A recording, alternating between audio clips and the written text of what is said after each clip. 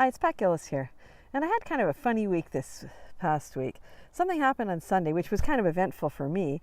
And man, I managed to hang on to that all week. Even after it was over, I just hung on to it and hung on to the point where I really didn't get as many productive things as I would have wanted to get done this week, just because I hung on to that, And anyway, this Friday, I got a phone call. I was running errands. I was off the farm and I was running errands, and Janice was at the farm, and a friend of ours, and she called me to say that Dex, one of my really sweetest little school horses, he was flat out in his stall and it looked like he had colic.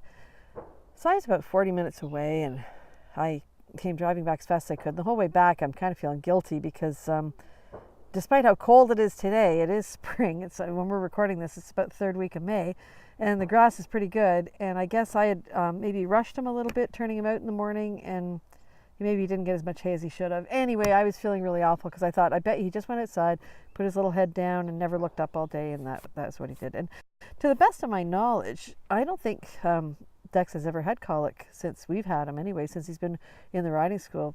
We weren't really sure how he would act about it, and he's kind of dramatic about it, like he was shaking and like flat out in his stall, and Janice managed to get him up and into the arena.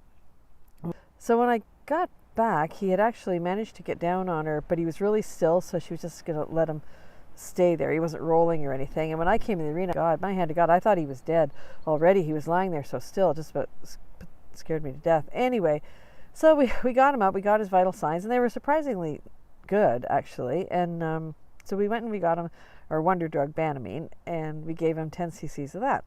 And then we waited.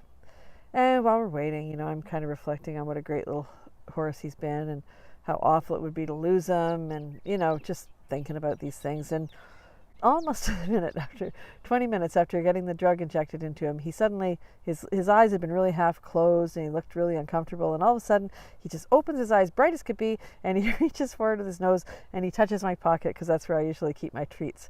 And I thought, man, oh man, talk about being in the moment, right? And I thought to myself, wow, like you think all these people spend all sorts of money. They go to lectures, they write books, they print posters and everything about trying to be in the moment. And here's little Dex, uncoached, untutored in any way at all, and it's just his natural way of being. That if a minute ago he'd had excruciating abdominal pain, and now it's gone. So hey, let's eat. And I thought, man, we could learn so much from horses. And I'll tell you, that's not the first time I've thought that in the last 40 years. And I'm sure it won't be the last time either. He let it go, and I've hung on to it for like 5 days, and it was a great lesson to learn, and I gotta be more like Dex. Anyway, if you're watching this anywhere besides at our blog, which is ismyhorsehappy.com, go on over there, scroll down, leave me a message. Let me know if you've ever had something that you hung on to ridiculously long when you should have just let it go like Dex did, and tell me where you learned your best lessons. Thanks very much. Talk to you next week, and remember to thank your horse.